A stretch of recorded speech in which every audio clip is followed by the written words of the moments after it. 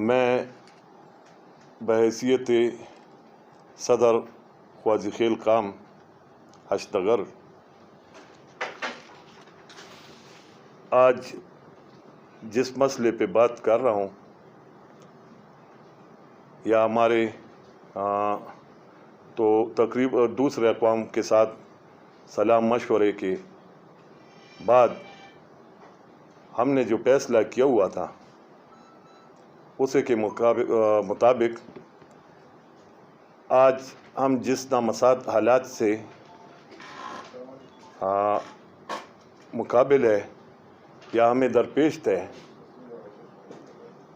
تو ہم اس نتیجے پہ پہنچے کہ اس موجودہ حالات کے تناظر میں کچھ ایسے اقدامات یا قدم لے لیں جس سے سارے اقوام کو، سارے انسانیت کو فائدہ بھی ہو اور اس وبا سے بچ سکے۔ کرونا کی موجودہ صورتحال کچھ اس طرح سے جا رہا ہے کہ اگر ہم دوسروں ملکوں سے ہمارے موازنہ کریں تو تقریباً ہم بھی اسی طرف جا رہے ہیں، اور آنے والے وقت میں ہو سکتا ہے کہ یہ اور بھی شدت اختیار کرے۔ تو جو بھی کوئی مصیبت آئے اور اس سے پہلے ہم نے پلاننگ کی ہو تو شاید اتنا زیادہ نقصانات نہ ہوں گے۔ اسی حالات کے پیش نظر ہم نے جن دوسرے اشنگر کے بڑے اقوام کے ساتھ سلام معاشرت کر کے اور یہیں پہ پہنچے، تو میں آگے اس کا ذکر بھی کروں گا، لیکن سب سے پہلے تو میں ان سب کا شکریہ ادا کروں گا کہ ہمارے اس فیصلے کو ان سب خاندانوں نے سراہا بھی اور ہمیں ہر قسم تعاون کے پیشکش بھی کی۔ تو انشاءاللہ اس میں تقریباً ہم کامیاب ہو چکے ہیں۔ جن اقوام کا میں ذکر کر رہا ہوں تو اس میں خواجہ خیل، پرچ خیل، شموزے خاندان، پیران خاندان، خٹک فیملی، کنان خیل، انی خیل، اس کے تقریباً سارے مشران سے میرا خود واسطہ بھی رہا ہے اور ان سے بات چیت بھی ہوئی ہے، جس میں کچھ تو موجود ہے۔ اگر کچھ اقوام یہیں پہ یا اس کے ریپرزنٹیٹیو نہیں آئے ہیں یا وقت کے تنگی کے باعث ہم اس تک ہمارے رسائی نہیں ہوئی ہے، تو یہ پریس کانفرنس ہم اس سلسلے میں کر رہے ہیں کہ ہمارے اس فیصلے کا ان تک رسائی ہو سکے اور اس میں ہمارے ساتھ دیں۔ موجودہ مہلک کرونا وبائی صورتحال کے پیش نظر خواجہ خیل قوم نے خاندانی سطح پر اس وبا کے پھیلاؤ کو روکنے کے لیے چند اقدامات اٹھانے کا فیصلہ کیا تھا، مگر چونکہ ہمارے چارسد اشنگر کی دوسرے اقوام سے قریبی رشتہ داریاں بھی ہیں اور سب ایک دوسرے کے غم اور خوشی میں شریک ہوتے ہیں، اس لیے ان تمام کھیلوں کے مشران سے مشاورت کے بعد چارسدہ میں مقیم تمام لوگوں کے مفاد عامہ کے پیش نظر چند اقدامات اٹھانے کا فیصلہ کیا ہے، جس میں ان مشران کی حتی الوسیع کوشش ہوگی کہ ضلع انتظامیہ کے شانہ بشانہ اس مہلک وبا کی روک تھام میں مثبت کردار ادا کر سکے، جس کے لیے متفقہ مشاورت سے مندرجہ ذیل اہم فیصلے کی گئے ہیں۔ نمبر 1، پودگی کی صورت میں گورنمنٹ کی وضع کردہ SOP کو مد نظر رکھ کر جنازہ ادا کی جائے گی۔ یہیں پہ میں ایک بات اور بھی کرنا چاہوں گا، معافی چاہتا ہوں میرے ذہن سے نکل گیا تھا، قوم کا کاخیل کا بھی ہمارے ساتھ اس مشاورت میں یا اس فیصلے میں پورا حصہ ہے، اس کے نمائندگان بھی مشاران بھی ہمارے ساتھ موجود ہے۔ اس طرح سید میاں خاندان کے بھی ہمارے ساتھ کچھ لوگ ہیں۔ میں آگے اپنے بات جاری رکھوں گا۔ جنازہ میں اعلان کیا جائے گا، مطلب جو جنازہ ادا ہو جائے اس کے بعد اعلان کیا جائے گا کہ دوسرے اور تیسرے دن کی تعزیت اور عام لوگوں کی فاتح خوانی نہیں ہوگی۔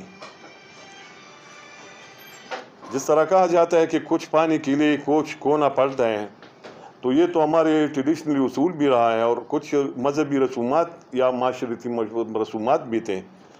لیکن حالات کے پیش نظر کے حالات بہت خطرناک جا رہا ہے۔ اگر ہم کچھ دنوں کے لیے اپنے ان رسومات کو پوسٹپون کریں تو میرے خیال میں اس کا زیادہ پیدا ہمیں پہنچتا ہے۔ نمبر 3، صرف قریبی رشتہ دار تعزیہ اور فاتح خوانی میں موجود رہیں گے، کیونکہ اس کا تو مجبوری ہوتا ہے، خواہ کوئی نہ کوئی تو ہوگا، لیکن وہ بھی سوپی کے سارے قواعد کو مد نظر رکھ کر وہ بیٹھیں گے۔ نمبر 4، کوئی بڑا کھانا یا خیرات نہیں کیا جائے گا، جو کہ ایک عرصہ سے ایک رواج کی شکل اختیار کر چکا ہے، بلکہ اس کے لیے مختص رقوم کو استطاعت کے مطابق دیگر ضرورت مندوں کو یا پھر صدقہ جاریہ کے کاموں میں لگا دیا جائے۔ تو میرے خیال میں یہ تو ایک بہت بہتر فیصلہ ہوگی، خدا کے نزدیک بھی، معاشرتی لحاظ سے بھی، اور جو نامساعد حالات جا رہے ہیں تو میرے خیال میں یہ فیصلہ بھی بہت درست ہے، اور اس پہ سب نے میرے ساتھ اتفاق بھی کیا ہوا ہے۔ تو میرے خیال میں یہ بھی اچھا فیصلہ ہے کہ اگر ہم ان رسومات میں جو پیسے خرچ کر دیتے ہیں تو وہ اگر کسی غریب کو دیں یا اس کے صدقہ جاریہ کے طور پہ استعمال کیا جائے تو یہ بہتر ہوگی۔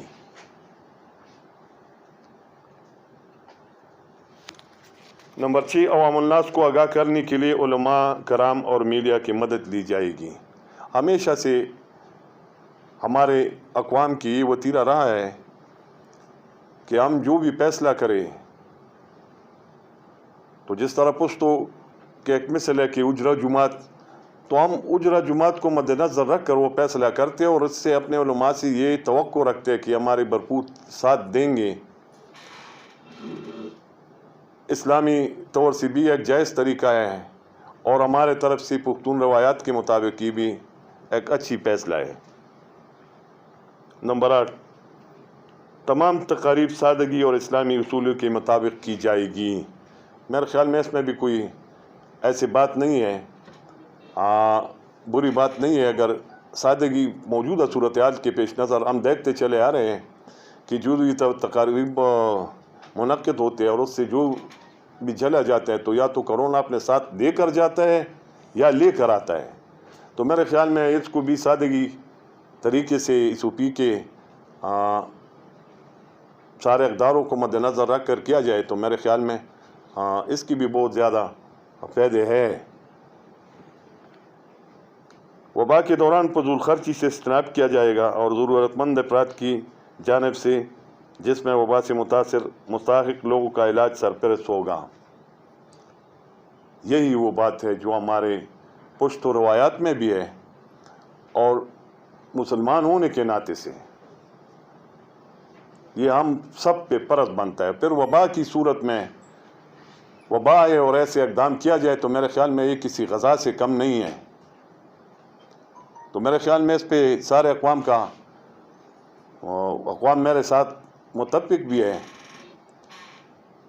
اور آگے ہماری کوشش ہے کہ اس کو امپلیمنٹ بھی کر سکے، صرف وبا کے دنوں میں نہیں، آگے بھی دوسرے دنوں میں، تو یہ ایک اچھی بات ہوگی۔